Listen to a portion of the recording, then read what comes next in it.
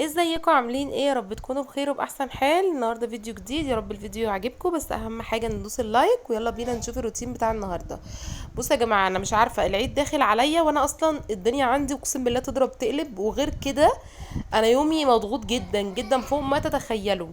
يعني بصوا، انا النهارده صاحيه، المفروض ان انا ايه، اشوف الشقه واعمل اكل، وكمان الميس بتاعت اياد جايه. فالمهم ان اليوم مضغوط جدا معايا. صحيت بقى جري كده بصراحة على المطبخ. الميس كانت طبعا عشان الجو حر وكده، فقالت لي انا عايزة ايس كوفي. مش عارفة يا جماعة، الميسات زمان والله كانت بتطلب ينسون شاي سادة. دلوقتي الجيل اتغير خالص، الميسات بقت بتطلب ايس كوفي يا جماعة. فانا قلت ايه، ما احرمهاش من حاجة، اعمل لها ايس كوفي. كان عندي كده ظرف نسكافيه، رحت جبته وحطيت عليه سكر وفضلت اضربه كده بايدي عشان يعمل رغوة يعني على وشه وكده. وبعد كده بضيف بقى لبن ساقع، وبضيف حبة مية صغيرين ساقعين، وبحط تلج، بيبقى تحفة تحفة تحفة. بس المهم بقى، احنا مش هنحرم الميس من حاجة، دي بتعلم ابننا يعني، المفروض ايه نتوصى بيها. بس بعد كده ما ضربناها كده كويس، هبتدي بقى اضيف اللبن واكمل لكم بقى باقي اليوم المضغوط بتاعي. انا يا جماعه يومي ضايع في الهوم وورك والله العظيم. انا مش عارفه يعني، الميس بتديله واجب ليه وللزمن تقريبا. مش عارفه هو الواجب الكتير ده حاجه كويسه ولا حاجه وحشه، والله مش عارفه. بس بحس ان هو بيكتب وهو اصلا كاره نفسه، فانا مش عارفه هو كده بيتعلم ولا كده بيقرفني انا بس، ولا مش عارفه والله. المهم ان الواجب ده يعني حاجه رخمه جدا جدا، وبيضغط لي اعصابي وبيوترني وبزعق وبيبقى يوم اسود يعني. المهم بقى ايه، خلصت كده. المهم بقى لازم تدوبيه كويس قوي عشان ما يبقاش فيه كتل كده نسكافيه. بدوبه كده كويس بالمعلقه، بفضل اقلبه كده، هو كل النسكافيه ده بيدوب خالص. بس قلبته كده كويس، هبتدي بقى اجيب تلج من الفريزر واحط فيه، لان بصراحه الجو حر قوي. الجو ده عايز حاجات ساقعه يعني. بس المهم بقى قدمته لها كده، عجبها قوي، وقلت بقى كمان احط لها شويه كوكاكولا، كان عندي بيبسي وكولا وكده، حطيت لها شويه. و وبس كده، ده الحاجة اللي احنا عملناها للميس يعني. بعد كده بقى هنطلع اوريكم بقى الهوم ورك قد ايه، وهوريكم يعني بنفضل نذاكر قد ايه، يعني احنا بنقعد كتير قوي نفضل نذاكر والله العظيم. وهوريكم برضو شكل الواجب اللي بياخده والحاجات دي، عشان لو ايه حابة انتي تدي هوم ورك لابنك او كده وتذاكري له او كده يعني. بس بقى المهم، العيد داخل عليا وانا مش عارفة ابدأ منين ولا اعمل ايه. وبصراحة الدنيا عندي حوسة حوسة. فمش عارف، انا مش عارفه والله العظيم اعمل ايه. المهم بقى ايه، قلت بقى افطر اياد كده قبل ما الميس تيجي عشان يعرف يركز كده. لان اياد اصلا ما بيحبش يفطر، عامل زيي. يعني انا اصلا ما بحبش افطر، بحب اشرب حاجه. فهو بقى كل يوم انا ساعات بجيب العصاير اللي هي الميكس دي، اللي بالموز والفراوله والشوكولاته دي، فبيحبها جدا. ساعات بيصحى بقى يشرب منهم، وبيستنى كده شويه، بعد كده بقى اعمل له فطار، بيض، فول، بطاطس محمره. ده اغلب الحاجات اللي احنا بنعملها فطار بصراحه يعني. هو الفول والبيض والبطاطس دول اكتر حاجه بنعملهم، بس الاساسي البيض يعني. بس المهم عملت له كده ليا وليه بصراحه، عشان كنت ميته من الجوع. فقلت بقى اعمل له شويه بيضتين كده. بعمل يعني بيضتين ليه وبيضتين ليا. بس بعملهم في نفس الطاسه وبقسمهم بقى نصين، وكمان ساعات بدي تميم منهم يعني. بس المهم بقى ايه، بسيبهم كده يستوي، بعد كده ببتدي اقلبها. وبسخن له بقى عيش وبحشوه له كده جوه، وبطبقه له اتنين كده زي الكريب كده، بيبقى حلو قوي. بس افرده كده بس يتحمص بس كده شويه. وبعد كده نشوف هنعمل ايه تاني. المهم ان انا يومي بيضيع في الواجب وتميم والبيت. المهم ان انا ما بلحقش انضف اي حاجه تنظيف عميق. ما بقتش عارفه اعمل ده خالص، لازم حد يبقى معايا. يعني ان انا انزل الستاير ده يتعلقوا ورايا هما الاتنين، مش هيسيبوني والله العظيم. المهم دخلت كده بصراحه، مسكت اوضتي دي نفختها نفختها. يعني انا بختصر بس عشان الفيديو ايه ما يطولش.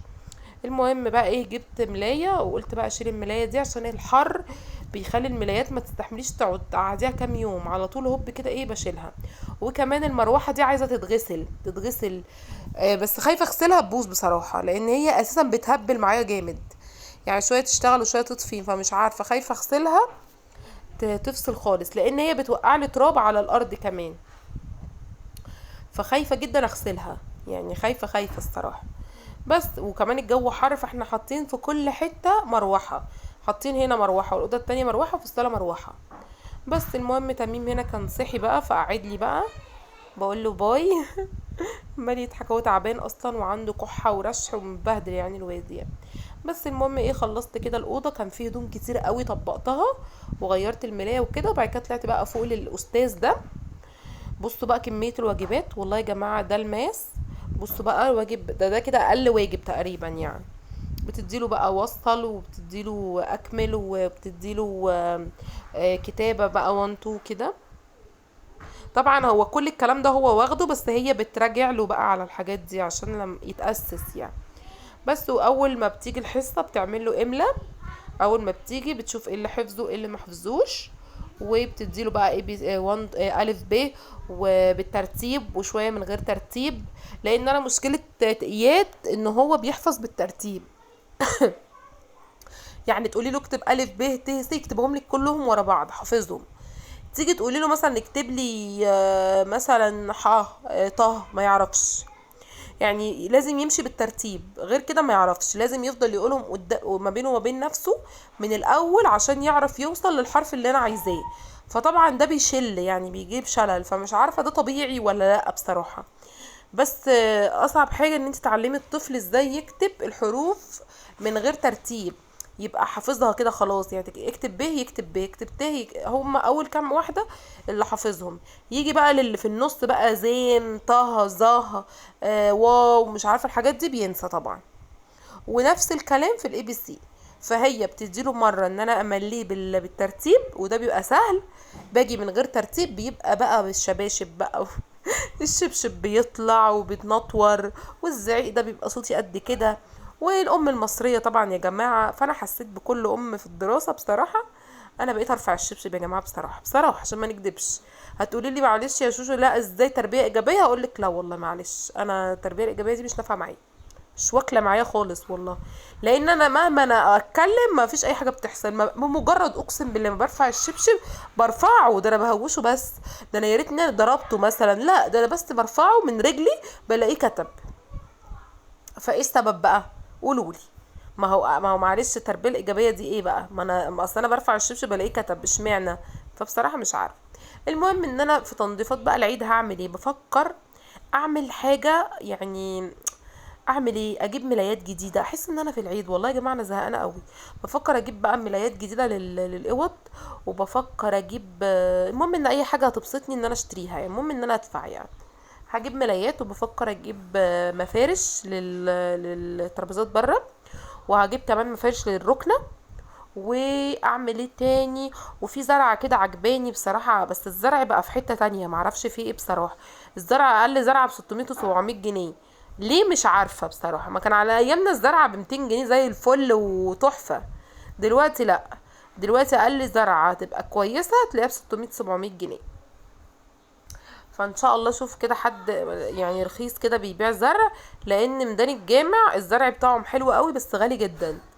فبصراحة يعني ممكن اروح العتبة مثلا اجيب من هناك الملايات، واجيب الزرعة دي. وعايزة اشد بقى الستاير دي اخدها اغسلها. قولوا لي كده اعمل ايه تاني، لان انا والله العظيم بصوا انا عايزة اخلي الشقة كده زي الفل على العيد. ونفسي اعمل كده، بس ازاي وامتى مش عارفة والله، دي تقريبا كلها احلام. ومفيش حاجة هتحصل من الكلام ده. وان شاء الله نشوف هنعمل ايه يعني. المهم بقى مسكت كده المواعين وقلت بقى النهارده ايه هعمل غدا برضو كده. النهارده عامله غدا جامد جدا جدا، من اكتر الاكلات اللي انا بحبها. وسهله موت موت موت موت موت يعني، سهله جدا. لو ولا هتتعبي ولا اي حاجه، بالظبط اخدت معايا الاكله دي نص ساعه. نص ساعه تكوني مخلصه الاكل واتغديتوا زي الفل وايه. مفيش اي حاجه تانية بقى وراكي غير العيال بقى، تقعدي بالعيال. بس المهم بقى ايه، مسكت كده المواعين شطفتها. وهكمل بقيت كده المواعين. طبعا انا اساسي يا جماعه كل يوم عندي مواعين، وازايز عايزه تتملي، وازايز عايزه تتغسل، وهدوم عايزه تتغسل. المهم ان مرار طافح والله العظيم. غير ان انا كمان عايزه اخلص الشقه قبل العيد. فمش عارفه بصراحه هلحق ولا لا يعني. انا لسه متفاجئه ان العيد تقريبا يوم 29 تقريبا، مش عارفه صح ولا لا. وكمان انا عيد ميلادي يوم 21. فانا مش عارفه انا هلحق اتهنى بالعيد ولا اتهنى بعيد ميلادي ولا. وكمان العيد ميلاد ده يعني انا حاسه ان انا هبقى مكتئبه فيه. ليه بقى؟ لان انا هكمل كام سنه يا جماعه، هكمل 30 سنه. فانا اصلا مش مصدقه. 30 ايه، 30 سنة. لا حول ولا قوة الا بالله. الواحد ما بياخدش غير غير غير عمره، غير عمره. بس انا مش حابة ادخل ال30 خالص بصراحة، بصراحة. عشان اعرف ان ال30 يا جماعة بتطير، يعني يا دوب هوب تلاقي نفسك 30 هوب بقيت 40. فانا 40 دي يا لهوي يا خرابي. 40 ايه؟ يعني انا حاسه ان انا لسه كنت في المدرسه يا جماعه. والله حد خطفني، والله خطفوني وحياة ربنا خطفوني. انا ولا كنت عايزه اتجوز، ولا كنت عايزه اعمل اي حاجه. انا كنت عايزه بصوا اعيش كده كده كده، اصحى العصر، اشرب كوبايه الشاي والنسكافيه على السرير. ماما كانت بتجيبها لي لغايه عندي.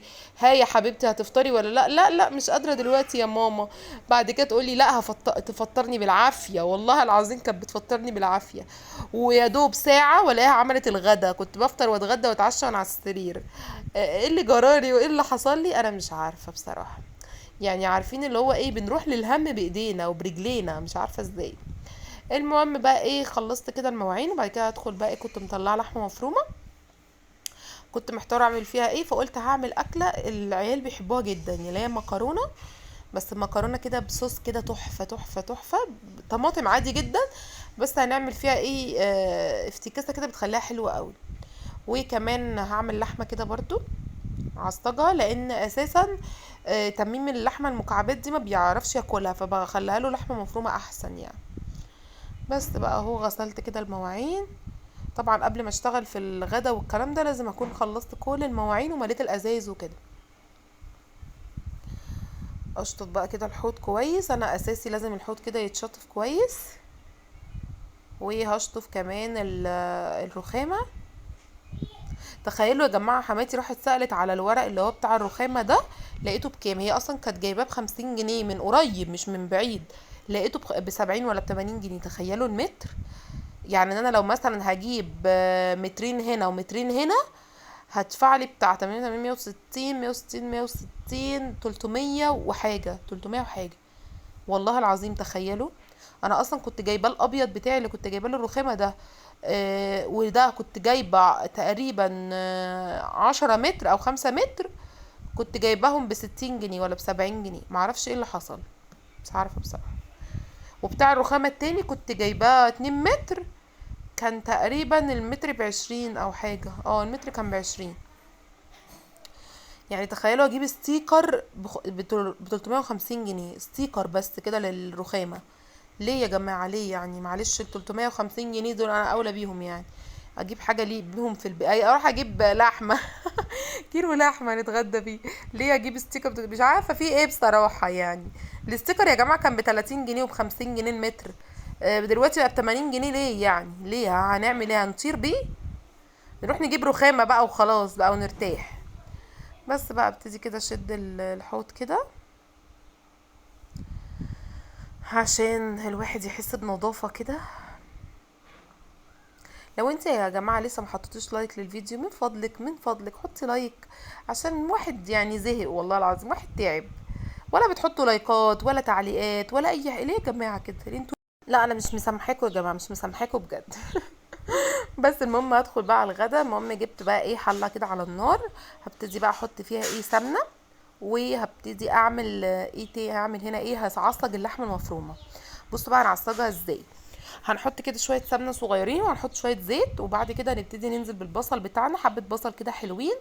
هحوش منهم بس شويه كده للمكرونه.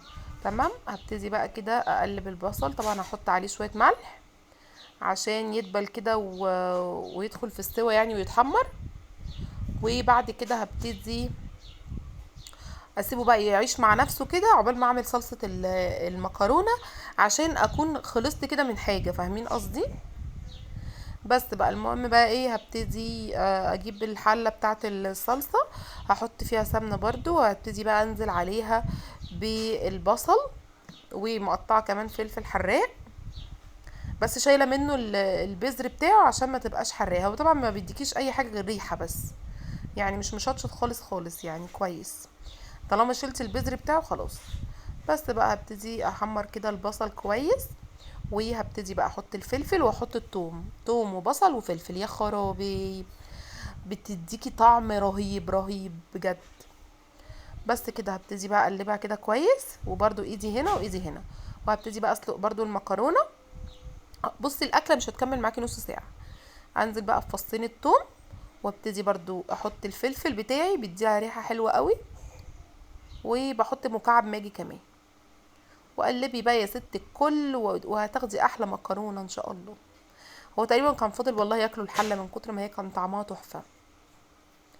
بس كده نقلب نقلب نقلب، وبعد كده ابتدي احط بصوا بقى، مش هحط طماطم، هحط بس صلصه. هما بيحبوها بالصلصه بس ما بيحبوهاش بالطماطم. انا بقى بحبها بالطماطم، وهم كمان ما بيحبوهاش بالبصل ولا بالثوم ولا الكلام ده. بس انا ايه بخبيهم جوه الصلصه وما بياخدوش بالهم بقى.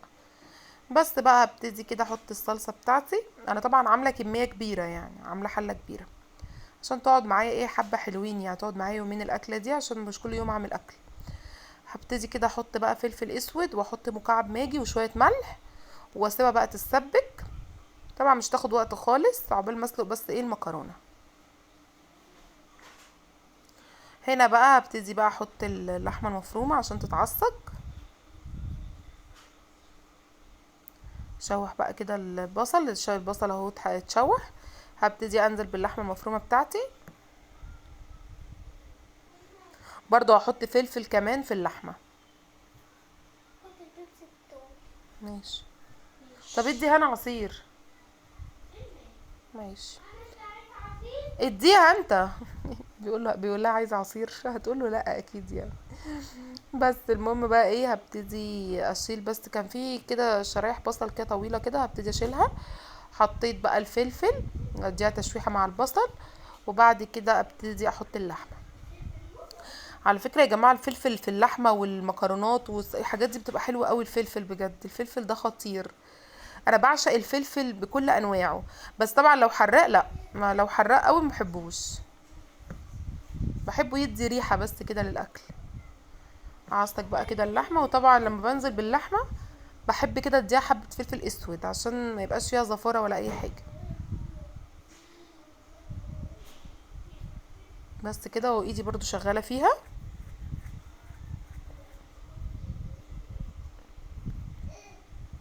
نبتدي كده نقلبها كويس. اي بصل كده زياده طويل كده بشيله. بس هشوحها كده واوريها لكم برضو بعد ما تتشوح. هبتدي بقى احط عليها بهارات ايه قربت اهي تتشوح. هنزل بقى بشويه قرفه، وشويه بابريكا، وشويه سبع بهارات، وشويه ملح وفلفل اسود.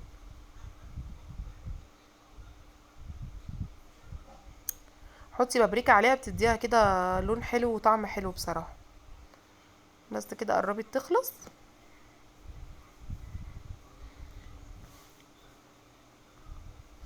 اللحمه المفرومه دي بجد العشق يعني. عارفين اي ازمه طلعي كيس لحمه مفرومه. حياتك هتتحل. اي حاجه حطي لحمه مفرومه والله، يعني الدنيا سهله. بصوا بقى الجمال، يا خرابي على الجمال. ده يا دوب بس رغيف عيش كده وحشيه وخلاص، وبطاطس محمره، متاكليش حاجه تانية. اللي هو اي حاجه، المهم ان انت ايه بتعملي اكل وخلاص. يعني بجد اكله سهله في اي حاجه تنفع اللحمه المفرومه دي بصراحه. بس كله جاهز خلاص بقى. نبتدي بقى نرص اللوحه الفنيه، نحط بقى الطماطم كده على على المكرونه. طبعا صفيتها. هنزل عليها بقى بالصلصه. اتفرجوا على الصلصه عامله ازاي يا جماعه، اتفرجوا. اتفرجوا على الجمدان، ولا على الريحه، ولا على يا لهوي يا خرابي. قلبي مش قادر يستحمل المنظر. بصوا الجمدان. تحفه تحفه تحفه. نبتدي بقى كده نقلبها ونغرف بقى، عشان انا كنت جوعت خلاص جدا جدا جدا. طبعا ايه، مش بحط كل المكرونه، بزود كده بالراحه لغايه ما يبقى لونها حلو، عشان ما تبقاش فاتحه خالص. انا بحبها صلصه صلصه يعني. بس يا رب النهارده الفيديو بتاعي يكون عجبكم. لو عجبكم طبعا الفيديو متنسوش اللايك والكومنتات الحلوه بتاعتكم، واستنوني في فيديو جديد. وبالهنا والشفا على قلبكم. طعمها تحفه تحفه تحفه. طبعا هزود كده حبه فلفل اسود عشان برضو ايه تظبط الدنيا يعني. كان في حبه صلصه كده نزلتهم، وكده تمام جدا. واللحمه اهي خلاص خلصت. وبالهنا والشفا، واستنوني فيديو جديد، ويلا باي باي. التاتش الاخير بقى، التاتش الاخير يا جماعه.